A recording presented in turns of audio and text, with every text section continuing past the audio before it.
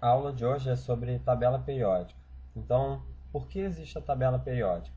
A tabela periódica ela serve para agrupar os elementos de acordo com suas propriedades químicas. Então, vamos identificar alguns elementos básicos aqui. Primeiro, cada quadrado representa um elemento.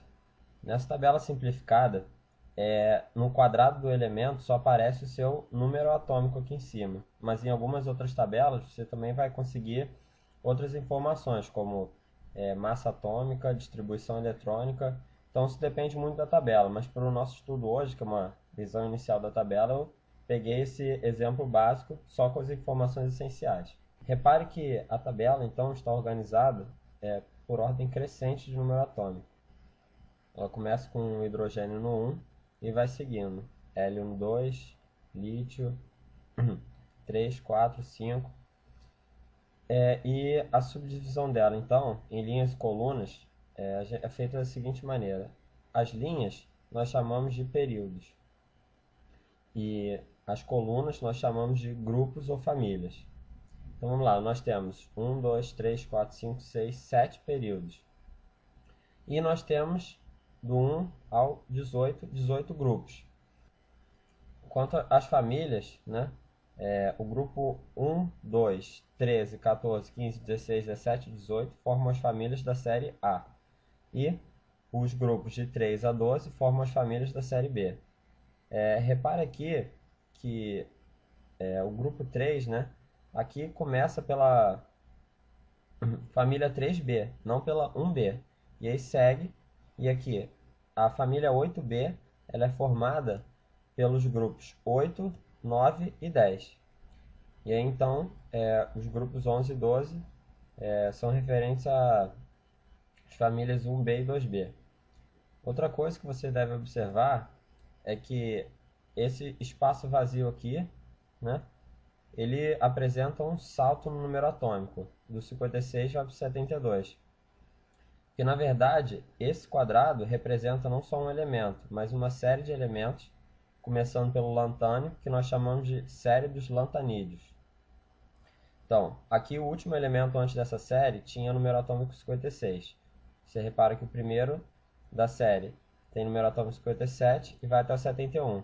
Seguindo, então, a tabela continua no número atômico 72, como deveria ser.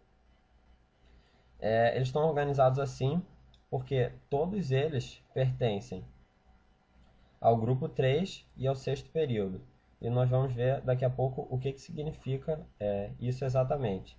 Da mesma forma, no sétimo período e no terceiro grupo acontece a mesma coisa, um espaço vazio, que na verdade aqui não está só um elemento, mas uma série de elementos que nós chamamos de série dos actinídeos. Então, para que existe a divisão em períodos e colunas? Bom, os elementos de um mesmo período possuem o mesmo número de camadas eletrônicas. Vamos pegar um exemplo então. Aqui no segundo período tem o nitrogênio com número atômico 7 e o lítio com número atômico 3. Então, nitrogênio com número atômico 7 fazendo distribuição eletrônica.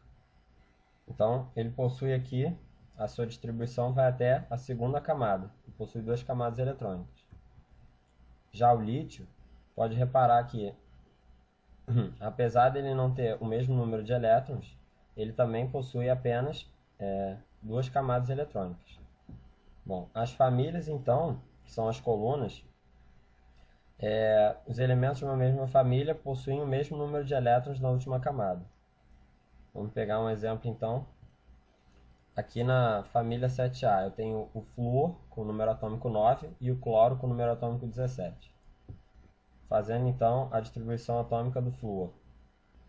Bom, nós vemos, então, que na sua camada mais externa, que é a camada 2, ele possui 2 mais 5, 7 elétrons. O cloro, com o número atômico 17, possui a seguinte distribuição eletrônica. Repare então que na sua camada mais externa, que é a terceira, ele possui 2 mais 5, também 7 elétrons.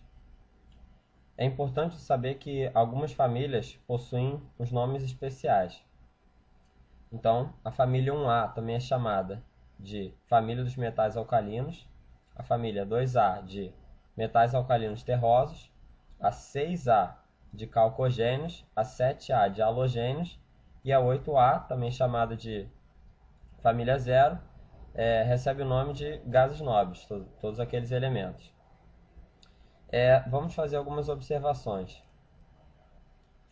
A primeira é: o hidrogênio, apesar de estar no grupo 1, ele não é um metal alcalino, porque não possui as propriedades de metais alcalinos. Em algumas tabelas, inclusive, ele é representado separado dessa coluna. E outra é que as famílias 3A, 4A e 5A também são chamadas de famílias do boro, do carbono e do nitrogênio, que são os primeiros elementos de cada coluna, de cada uma dessas colunas.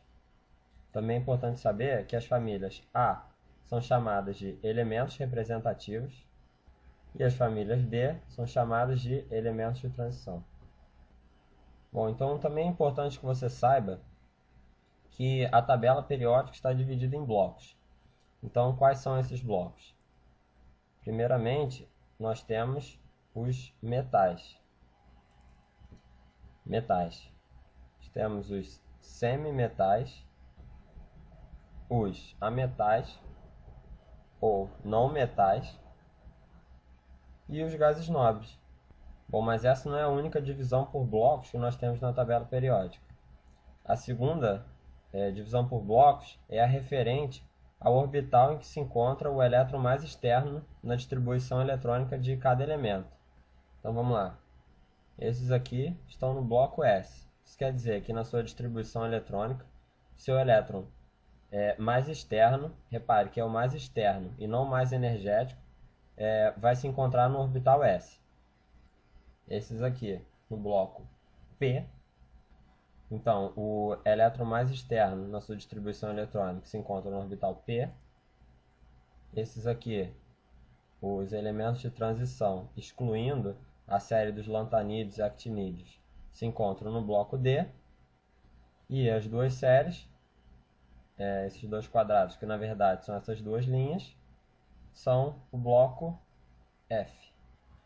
Então aqui termina a nossa aula sobre noções básicas da tabela periódica.